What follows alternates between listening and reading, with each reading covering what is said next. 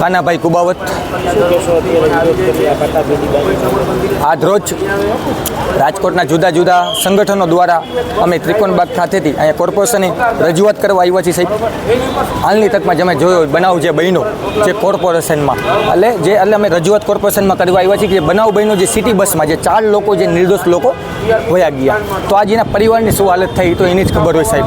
બસ અમે એ જ વસ્તુ કહી છીએ કે આ વસ્તુ હવે આવા બનાવ ન બનવા જોઈએ. અને સિટી બસના કોઈ પણ ડ્રાઈવર હોય અમારે કોઈ બધા યારે વિરોધ નથી, માત્ર ને માત્ર જે અમુક ફાસ હલાવે છે કે અમુક જે બેદરકારી ચલાવે છે તો એ લોકોની સ્પીડ જે બાંધવામાં આવે. બીજું કે જે જવાબદારી વ્યક્તિઓ છે તો એની ઉપર કડક પગલાં ભરવામાં આવે.